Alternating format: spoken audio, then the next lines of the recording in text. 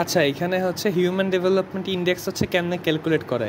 Human development index calculate করার জন্য আমার তিনটা প্যারামিটার আছে, একটা হচ্ছে হেলথ, একটা হচ্ছে এডুকেশন, আর একটা হচ্ছে রিয়াল ইনকাম। তো হেলথ একটা দেশের হেলথ কেমন অবস্থা, ওইটার জন্য আমি যে কোনো কিছু মেজার করতে পারি, যে কথার কথা ওই দেশে হাসপাতালের সংখ্যা কয়টা, ওই দেশে আইসিইউর সংখ্যা কয়টা, ওই দেশে বেডের সংখ্যা কয়টা, ওই দেশে ক্রিটিক্যাল হচ্ছে যে মেশিনারি আছে কি না, অনেক কিছু নিতে পারি। সো যাই হোক, বইতে যেটা দেখলাম যে হেলথের জন্য যে ইন্ডিকেটরটা নিয়েছে সেটা হচ্ছে লাইফ এক্সপেক্টেন্সি ইন্ডেক্স। হ্যাঁ, অর্থাৎ আমি লাইফ এক্সপেক্টেন্সি ইন্ডেক্স ক্যালকুলেট করব ওই দেশের হেলথের অবস্থা বোঝার জন্য। সেমভাবে এডুকেশনের জন্য ওরা দুইটা নিচ্ছে, একটা হচ্ছে মিন ইয়ার্স অফ স্কুলিং, মানে কত বছর ধরে স্কুলে বাচ্চারা পড়াশোনা করে, are expected years of schooling, কত বছর তারা করবে ভবিষ্যতে, হয়তো এরকম কিছু বুঝাইছে, বা এভারেজ হয়তো।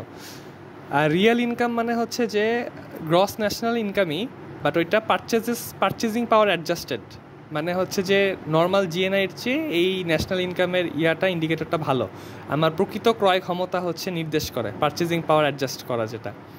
আচ্ছা, এখন এই ইন্ডিকেটর, এখানে কয়টা ইন্ডিকেটর, একটা, দুইটা, তিনটা, চারটা ইন্ডিকেটর বলছি। তো এই চারটা ইন্ডিকেটরের প্রত্যেকটা ইন্ডিকেটর ক্যালকুলেট কেমনে করে, যেমন এই ইন্ডিকেটরটা যদি আমি ক্যালকুলেট করতে চাই, তাহলে এটা হচ্ছে ফর্মুলা। মানে হচ্ছে লাইফ এক্সপেক্টেন্সি ইন্ডেক্স ক্যালকুলেট করতে চাইলে ওই গ্রামে, কথার কথা একটা গ্রামে মানুষ হায়েস্ট কত বছর বাঁচে, 100 বছর বা 90 বছর, মাইনাস মিনিমাম বাঁচছে কথার কথা 8 বছর, এরা নিচে বাদ দিয়া মিনিমাম আবার উপরে 8 বছর। আর এখানে অ্যাকচুয়ালটা হবে যে গত 10 বছরে যে মানুষগুলা মারা গেছে তারা মূলত অ্যাকচুয়ালি কত বছর বয়সে মারা গেছে সেটার এভারেজ। এইটা করলে আমি যেটা পাবো সেটা হচ্ছে লাইফ এক্সপেক্টেন্সি ইন্ডেক্স, যেটা আমার ওই দেশের হেলথকে ইন্ডিকেট করবে। হ্যাঁ, সেমভাবে এই মিন ইয়ার্স অফ স্কুলিংও বের করা যায়, এক্সপেক্টেড ইয়ার্স অফ স্কুলিংও এই ফর্মুলা দিয়ে বের করা যায়। তো কিন্তু এইখানে তো হচ্ছে একটা ইন্ডিকেটর ছিল, কিন্তু এইখানে তো আমার দুইটা ইন্ডিকেটর, তখন কি করব? তখন ওই দুইটা ইন্ডিকেটর যে মান, ওইটা 2 দিয়ে ভাগ দিয়ে এভারেজ করব। যদি 4টা হইতো, 4টা যোগ করে 4 দিয়ে ভাগ দিতাম, তাহলে এভারেজ বের হইতো। আর প্রত্যেকটা ইন্ডিকেটরের মান বের হবে এই সূত্র দিয়ে।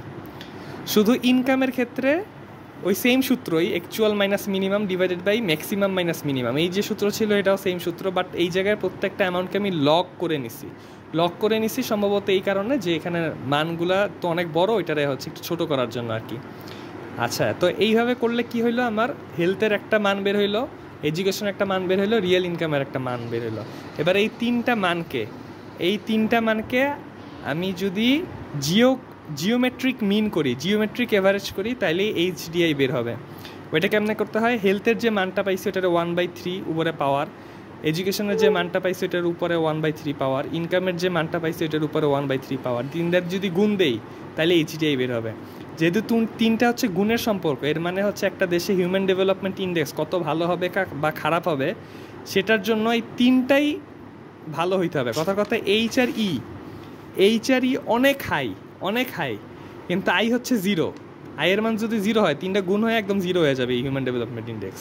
সো এই ম্যাট্রিক্স অনুযায়ী একটা দেশ যদি হিউম্যান ডেভেলপমেন্ট ইন্ডেক্সে আগাইতে চায়, তার তিনটাতেই সমপরিমাণ ভালো করতে হবে। একটাতে যদি খারাপ করে লাড্ডু মারে, বাকি দুইটা যত হাই হোক না কেন, ওই 0 যেহেতু মাল্টিপ্লাই অবস্থায় আছে, তিনটাই 0-র সাথে মাল্টিপ্লাই করলে ওটা পুরোটা 0 হয়ে যাবে। সো এইচডিএ এর মান সাধারণত 0-র চেয়ে বড়, 1-এর চেয়ে কম হয়। সো যে দেশের মান হচ্ছে 0 থেকে 0.54-এর মধ্যে, তারা সেগুলো হচ্ছে লো হিউম্যান ডেভেলপমেন্ট ইন্ডেক্স, 5.5 থেকে যেগুলো 6.9 সেগুলো হচ্ছে মিড। সো এইভাবে হচ্ছে ভেরি হাই পর্যন্ত গেছে।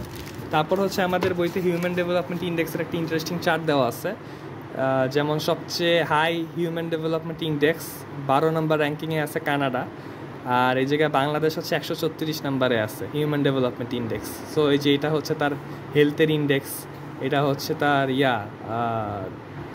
এটা হচ্ছে এডুকেশন, আর এটা হচ্ছে রিয়েল ইনকাম করে এইচডিআই ভ্যালু বের করছে। এইচডিআই ভ্যালু বাংলাদেশের জন্য সেটা হচ্ছে 0.608। তাহলে 0.608 মানে হচ্ছে এই ক্যাটাগরিতে পড়ছে। বাংলাদেশ হচ্ছে মিড হিউম্যান ডেভেলপমেন্ট ইন্ডেক্সে আছে এখনও।